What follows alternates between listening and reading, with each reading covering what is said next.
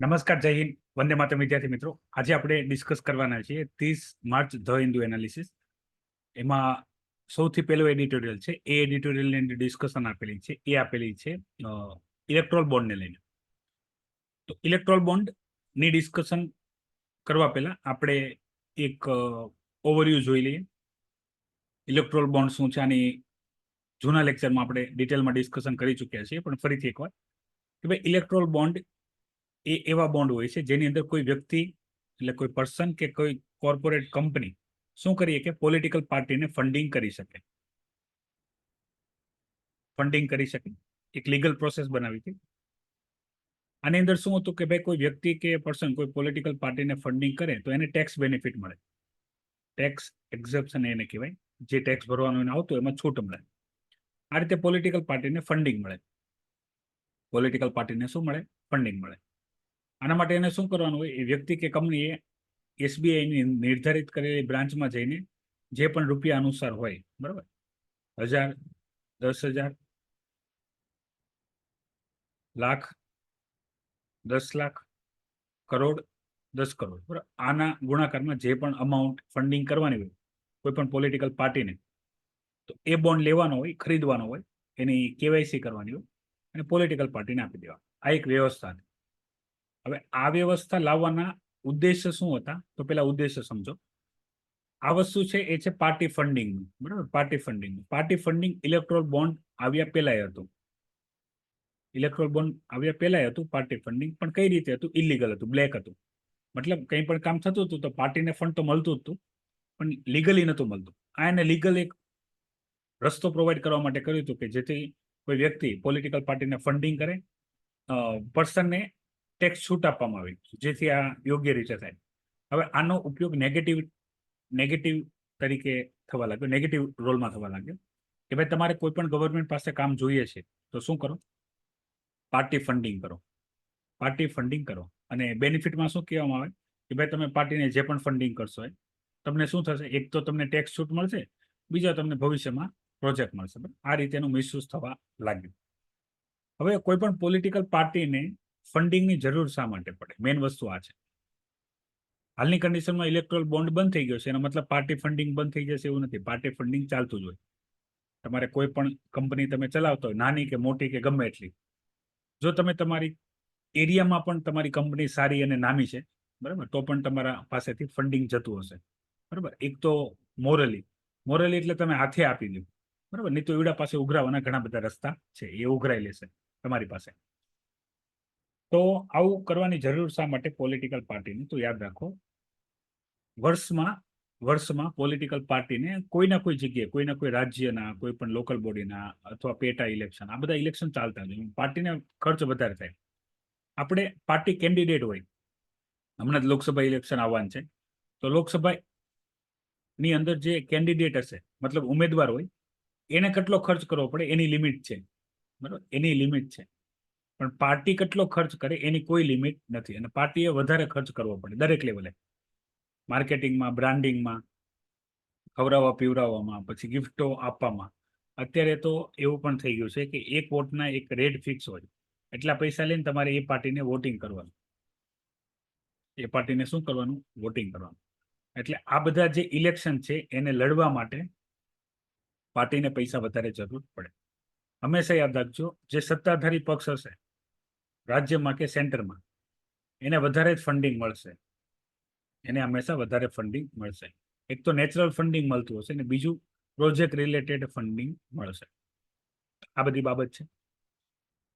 હવે આપણે આની અંદર પ્રોબ્લેમ છે, બધાને ખબર છે. સોલ્યુશન પૂછશે. આનું સોલ્યુશન શું છે? તો વન નેશન વન ઇલેક્શન. મતલબ એવી વ્યવસ્થા કરીએ કે જેમાં એટલીસ્ટ ત્રણ લેવલના ઇલેક્શન હોય છે. એક હશે લોકસભા, એક હશે રાજ્યની વિધાનસભા અને એક હશે પંચાયત અને મ્યુનિસિપાલિટી. 3 લેવલના ઇલેક્શન છે. આમાંથી મેક્સિમમ ઇલેક્શન એક સાથે થાય તો સારું. એમાં માનો કે ભાઈ પંચાયત અને મ્યુનિસિપાલિટી ઇલેક્શન મોટા હોય છે તો એ કદાચ અલગ થાય, તો એટલીસ્ટ લોકસભા અને રાજ્યની વિધાનસભાના ઇલેક્શન એક સાથે થાય એવી આપણે વ્યવસ્થા કરવી જોઈએ. જે અમેરિકામાં છે. અમેરિકામાં પ્રેસિડેન્ટના ઇલેક્શન 4 વર્ષે જ થાય, ફિક્સ હોય. એકવાર જે સરકાર આવી ગઈ એ પડશે નહીં. એના માટે આપણે આપણા બંધારણમાં અને અન્ય દરેક જગ્યાએ બરાબર શું કરવું પડશે? ચેન્જ કરવા પડશે કાયદા કાનૂન. તો એનો એક રિપોર્ટ કોવિંદજીની અધ્યક્ષતામાં પાર્લામેન્ટને સબમિટ કરવામાં આવ્યો છે અને એના ઉપર કામ ચાલે છે. 2031, if I am not wrong, મતલબ અત્યારે 2024 ઇલેક્શન છે, પછી 29માં થશે નવું લોકસભા ઇલેક્શન. અને એ પછી મતલબ માની લો આ ટર્મની અંદર, મતલબ 24 થી 29, એ ટર્મની અંદર જો આના માટેની પૃષ્ઠભૂમિ તૈયાર થઈ ગઈ તો 29 પછીનું જે 2033 વાળું જે વર્ષ હશે એમાં આપણે જોઈ શકશું, બરાબર. કારણ કે આના માટે ઘણા બધા ચેલેન્જીસ છે. બની શકે આપણે એક જ દિવસે ઇલેક્શન કરવા માટે આપણે શું કરવું પડે? બધી જગ્યાએ સરકારને રદ કરવી પડે અને ફ્રેશ ઇલેક્શન કરાવવા પડે કે જેથી બધા એક જ દિવસે સરકારમાં આવે અને પછી 5 વર્ષનો ટેન્યુઅર ફિક્સ કરી લઈએ તો 5 વર્ષ ચાલે. પછી એક ટ્રાન્સપરન્સી નિયમ બનાવીએ કે ભાઈ વધારે ખર્ચ ના કરીએ કે એવી લિમિટેશન બનતી, જેમ કે પોલિટિકલ પર્સનની લિમિટ છે એવી પાર્ટીની પણ લિમિટ કરીએ, જેથી આ પ્રકારનું જે પૈસાની બહુ ડિમાન્ડ છે, ઇલેક્શનમાં જે પૈસા બહુ ખર્ચ થાય છે એના ઉપર રોકટોક લગાડી શકાય. હાલાકી અત્યારે કામકાજ પૈસાનો ખર્ચ એટલે પણ વધી ગયો કારણ કે અત્યારે હવે ડિજિટલ માર્કેટિંગ કરવામાં આવે છે, બરાબર. ડિજિટલ માર્કેટિંગમાં ખરબો રૂપિયા આપવામાં આવે છે ફેસબુક અને ગૂગલ. હકીકતે ભારતમાં ઇલેક્શન હોય તો એનો મેક્સિમમ બેનિફિટ અમેરિકાને મળે છે, હ્યુજ રૂપિયો ટ્રાન્સફર થાય છે. તો આ છે ઇલેક્ટ્રોલ બોન્ડ અને એને લઈને ઇન્ફોર્મેશન. પછી અહીંયા ડિસ્કશન આપેલી છે ફિઝિકલ ડેફિસિટ, બજેટનો ટોપિક છે. આપણું બજેટ જે છે એ ખાધવાળું હોય છે.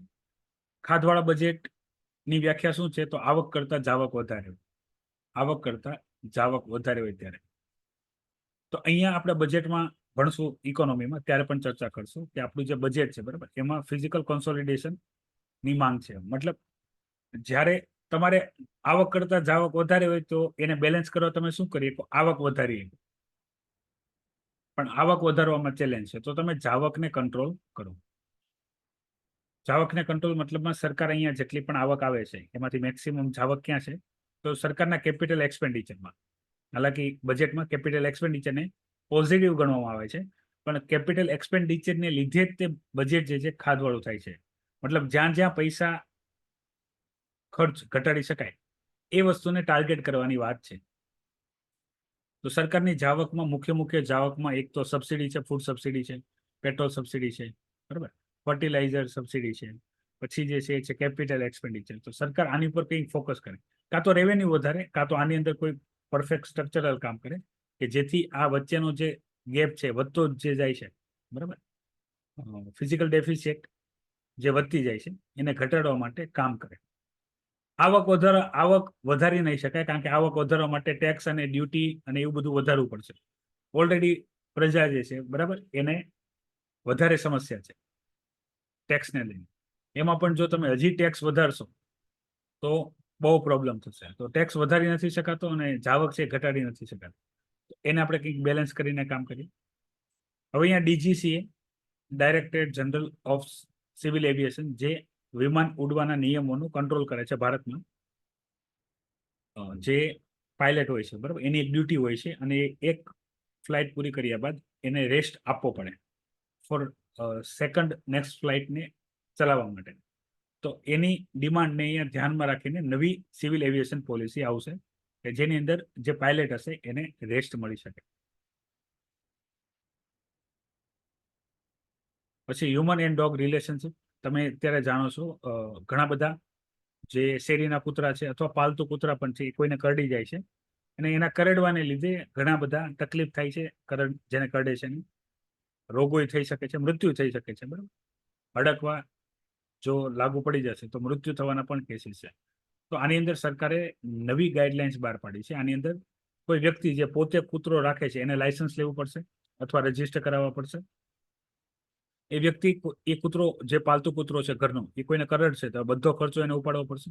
બીજું, શેરીના કૂતરા છે એને કોઈ ખવડાવે છે, પીવડાવે છે, બરાબર, અને એ કોઈને કરડે છે તો એને ખવડાવવા પીવનારા વ્યક્તિ સામે પણ એક્શન લઈ શકાય છે. આવા નિયમ બનાવવાની જરૂર શા માટે પડે છે કે આપણે જોઈએ છીએ આજે કાલ કોઈના કોઈ ઇન્સિડન્ટ્સમાં કૂતરા, બરાબર, બાળકોને કે કોઈ વ્યક્તિને કરડી ગયા છે એવા ઘણા બધા ઇન્સિડન્ટ જોવા મળે છે. આને ફૂલ ફ્લેજ ઉપર કંટ્રોલ કરવા મુશ્કેલ છે.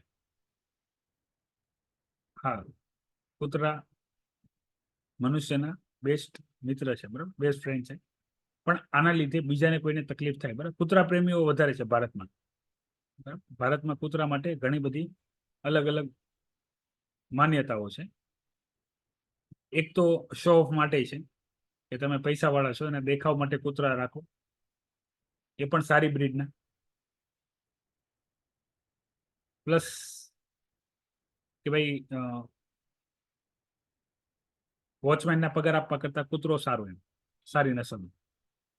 હાલાકી અત્યારે કૂતરાનું કામ બગડી ગયું છે, ખરાબ થઈ ગયું. ડોગ લવરની વાત છે, એના માટે દુઃખદ સમાચાર છે.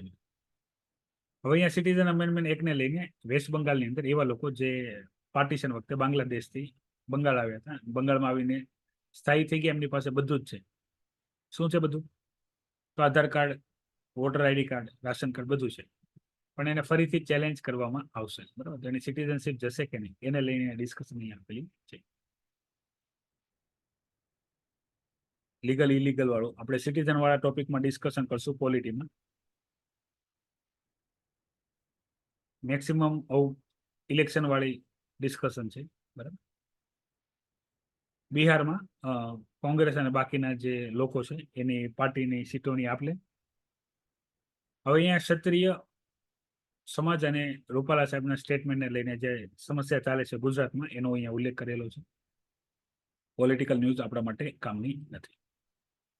ઇન્ડિયન નેવીએ જે ઈરાનિયન વેસલ કબજે કરી હતી લૂંટેરાઓએ, એમની સામેથી બચાવ્યું છે. હવે આ એક અગત્યની વસ્તુ છે, આ છે જેમ પોર્ટલ, બરાબર, જેમાં ગવર્મેન્ટ ઈ માર્કેટ પ્લેસ બનાવે છે. આ માર્કેટ પ્લેસ એના માટે છે કે ભાઈ કોઈ પણ વસ્તુ તમે ખરીદી શકો, મતલબ પબ્લિક કરિયાના સ્ટોર વાળા કે અન્ય કોઈ પણ વ્યક્તિ એને જે પણ જરૂર છે, તો ગવર્મેન્ટ એક ઓનલાઈન પ્લેટફોર્મ ઊભું કરે છે ફોર લોકલ પીપલ, બરાબર, કે જેની અંદર એક વ્યક્તિ, માની લો કે હું ખેડૂત છું, હું ઘઉં વાવું છું, તો હું મારા ઘઉં ડાયરેક્ટ લોકોને સેલ કરી શકું સીધું, બરાબર. આને કહેવાય C2C, બરાબર. C2C મતલબ B2C, કે ભાઈ business owner to direct customer. અત્યારે આપણે શું થાય, ઘઉં આપણી પાસે કઈ રીતે આવે છે, 30 રૂપિયા કિલો આવે કે 40 રૂપિયા કિલો આવે. સરકારે અત્યારે 25 રૂપિયા કિલો પ્રમાણે પણ સરકારી અનાજ જાહેર કર્યું છે, પ્રોક્યોરમેન્ટના. તો આની અંદર શું હોય, એ ખેડૂત હશે, એ એપીએમસીમાં સેલ કરશે. એપીએમસી વાળો તમારા લોકલ એરિયાના એપીએમસીમાં જે કોઈ બીજા એજન્ટ હશે એને વેચશે. એ પછી ડિસ્ટ્રીબ્યુટરને આપશે, ડિસ્ટ્રીબ્યુટર જે છે એ રિટેલરને આપશે, રિટેલર પાસેથી આપણને મળશે. એટલે દરેક લેવલે 2-5 રૂપિયાનો વધારો ટ્રાન્સપોર્ટેશન કોસ્ટ ચડ્યો છે. એની જગ્યાએ ડાયરેક્ટ, બરાબર, ડાયરેક્ટ ખેડૂત હોય એ કસ્ટમરને વેચે, તો વચ્ચેના જે અમુક બાબતો હોય, બરાબર, એ નીકળી જાય. આનાથી ફાયદા શું થશે? આનાથી ઘણા બધા ફાયદા થશે, જેમ કે ખેડૂતને સારો ભાવ મળશે. બીજું, ખરીદવા વાળાને સસ્તું મળશે, સસ્તામાં સારું મળશે, બરાબર, સસ્તું ને સારું. આવું રેર કોમ્બિનેશન હોય છે ભારતમાં. તો એના માટે એક પ્લેટફોર્મ ઓપન કરેલું છે. ઇનામ પ્લેટફોર્મ તો છે જ તે. ઇનામ આપણે જોશું ઇકોનોમીમાં, એગ્રીકલ્ચર વાળા ટોપિકમાં. અને આજે છે જેમ પોર્ટલ, એ ઓલ ઓવર બનાવવામાં આવે છે, જેથી દરેક વ્યક્તિ પોતાની પ્રોડક્ટ ભારતની અંદર સેલ કરીએ કે વિથઆઉટ એની ફોરેન પ્લેટફોર્મ. અત્યારે આપણે જોઈએ ઈ કોમર્સ પ્લેટફોર્મમાં કોણ કોણ છે, તો એમેઝોન છે, ફ્લિપકાર્ટ છે, બરાબર. તો આમાં બહુ મોટું કમિશન એમેઝોન, ફ્લિપકાર્ટ કંપની રાખતું હોય છે, બરાબર. મતલબ જેટલો વેચવાવાળાનો ફાયદો ન હોય એટલો તો આ કંપનીઓને ફાયદો હોય. તો એ વસ્તુ સાઈડ કરવા માટે કામ કરવામાં આવે છે. હવે આના માટે એક પ્લેટફોર્મ સફળ ક્યારે થાય, બરાબર, કોઈ પણ વસ્તુ સફળ ક્યારે થાય કે જ્યારે એમાં જે લાભ આપવા વાળા છે લેવા વાળા છે બંને મળે, બરાબર. માની લો કે આપણે સેમિનાર કરીએ, સેમિનાર બહુ સારો છે, પણ એમાં બોલવા વાળો વ્યક્તિ છે, કોઈ સાંભળવા વાળો જ ન હોય તો કોઈ મતલબ નથી. તો એ સમસ્યા અહીંયા થઈ રહી છે કે આ સિસ્ટમને આપણે સફળ બનાવીએ. હવે મેઇન પ્રોબ્લેમ શું છે, આ ગવર્મેન્ટનું પોર્ટલ હશે અને આ એટલું ઇઝી નથી. મેં તમને જેટલું ઇઝી સમજાવ્યું એટલું ઇઝી નથી. હવે જે વેચવાવાળો વ્યક્તિ છે એ જે ક્વોલિટી બતાવે એ જ ક્વોલિટી મળે નહીં, એ જ મળે છે એવું જોશે કોણ? બીજી પેમેન્ટની આપલે. અને માની લો કોઈ પ્રોબ્લેમ થઈ તો સોલ્યુશન કોણ કરશે? આ ટાઈપ ઘણી બધી પ્રોબ્લેમ છે જે આપણે સોલ્વ કરવાની છે. પણ 1 by 1 પ્લેટફોર્મ શરૂ કરશું, એનું યુઝ થશે તો આપણે એ વસ્તુ અચીવ કરી લેશું. આ સિસ્ટમ વિદેશોમાં ઓલરેડી વર્કિંગ છે. હવે યાદ રાખજો કે અહીંયા ટોપિક છે, ટોપિક થોડોક મગજમાં રાખજો આવા ટોપિકો. પેનાસોનિક, બરાબર,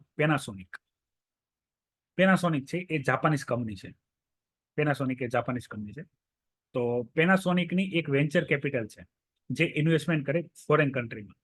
તો એ ભારતની અંદર 450 કરોડનું ઇન્વેસ્ટમેન્ટ કરશે, બરાબર, જે પેનાસોનિક કોરોશી વિઝનરી ફંડ છે. મતલબ એને એવું લાગે છે કે ભાઈ ભારતમાં ગ્રોથ વધારે છે તો આપણે ભારતમાં ઇન્વેસ્ટમેન્ટ કરીએ. તો આપણને પહેલા ખબર હોવી પડે કે ભાઈ ભારતમાં કેટલી જાપાનીઝ કંપની કામ કરે છે, બરાબર. 1000 કરતા પણ વધારે કંપની છે. પણ તમારી સામે અત્યારે જે સ્ક્રીન ઉપર દેખાય છે આ સૌથી નામચીન કંપની છે. એમાં સૌથી મોટું નામ જે છે એ છે ઇન્ટેલનું, બરાબર. તમારા કોમ્પ્યુટરમાં જે પ્રોસેસર આવે ઇન્ટેલ, એ જાપાનીઝ છે. પછી ટોયોટા છે, નિશાન છે, તોશિબા છે, ફિજિત્સુ છે, કેનોન છે, પેનાસોનિક છે, નેક છે, હિતાચી છે, હોન્ડા, બરાબર, સુઝુકી, મિત્સુબિશી, બધી જાપાનીઝ કંપની છે. આમ તમે ગણો તો મેક્સિમમ ટેકનોલોજી અને ઓટોમોબાઈલ સેક્ટરની કંપનીઓ છે આ છે જાપાનીઝ, બરાબર. એવી જ રીતે એક છે કોરિયન કંપની, બરાબર. કોરિયન કંપનીમાં તમને ખાલી સેમસંગનું નામ ખબર હશે, પણ એલજી પણ એક કોરિયન બ્રાન્ડ છે. અમુક બ્રાન્ડ એવી ભારતમાં ભળી ગઈ છે કે આપણને એવું લાગે ભારતીય બ્રાન્ડ હશે, બરાબર, પણ ભારતીય નથી. એલજી નું ફૂલ ફોર્મ યાદ રાખજો, life school. LG short name છે, લાઈફ સ્કૂલ, બરાબર. તમે ભવિષ્યમાં કલેક્ટર, કમિશનર કંઈ બનશો તો તમે જ્યારે સારી ક્વોલિટીની કોઈ પણ ઇલેક્ટ્રોનિક વસ્તુ લેવા જશો એમાં તમને આ બધી નામ સામે આવશે, બરાબર. તો આ કોરિયન કંપની છે, કોરિયન. સેમિકન્ડક્ટર ચિપ્સમાં બહુ મોટું આનું નામ છે. તો જાપાનીઝ, કોરિયન. આની સિવાયની જે કંપનીઓ છે જે ભારતમાં કામ કરે છે, બરાબર, એમાં મેક્સિમમ કંપની અમેરિકન છે, અમેરિકન અને ચાઇનીઝ. સૌથી વધારે કંપનીઓ ભારતમાં અમેરિકન છે, નંબર 1 ઉપર. પછી બીજી બધી અલગ અલગ છે. મેક્સિમમ ફેશન બ્રાન્ડ છે. ઇલેક્ટ્રોનિક બ્રાન્ડમાં જાપાન, સાઉથ કોરિયા અને ચાઇનીઝ આ પ્રોડક્ટો વધારે છે. ભારતીય બ્રાન્ડો છે પણ આ બધી બ્રાન્ડ સામે ચાલતી નથી. અમેરિકન બ્રાન્ડ છે. તો બધું અમુક થોડુંક કંપનીઓના નામે યાદ રાખજો. મતલબ આ ક્યાંય પૂછતા નથી પણ આ જાણકારી બતાવે કે તમે કોઈ વસ્તુ યુઝ કરો છો, બરાબર, કઈ કંપનીની છે. કારણ કે તમે એમ કહેશો કે હું મારા એરિયામાં, ડિસ્ટ્રિક્ટમાં રોજગાર જનરેટ કરી, તો કઈ રીતે કરશો? તમને ખબર તો પડે ને કે તમારા એરિયામાં કઈ વસ્તુનું કન્ઝપ્શન છે, કઈ વસ્તુ મેન્યુફેક્ચરિંગ થઈ શકે છે એ ટાઈમ. ગાઝા, ઇઝરાયલ, બરાબર, ઇઝરાયલ એર સ્ટ્રાઇક એટેક, બરાબર, અને બાકી ક્યુ વાળું રશિયા યુક્રેન વોર વાળું. આઈઆરમાં સેમ જ ટોપિક છે. 2 થી 3 ટોપિક જે કામના હતા એમાં એક તો ઇલેક્ટ્રોલ બોન્ડ, પાર્ટી ફંડિંગ વાળો ટોપિક, બીજા ઇન્વેસ્ટમેન્ટ વાળા, બરાબર. અને આ વસ્તુ યાદ રાખો, વિદેશોમાં પણ પૈસો છે. ભારત ખાલી આપણું પોતાનું પોટેન્શિયલ બતાવે તો વિદેશી લોકો ભારતમાં ઇન્વેસ્ટમેન્ટ કરવા તૈયાર જ છે.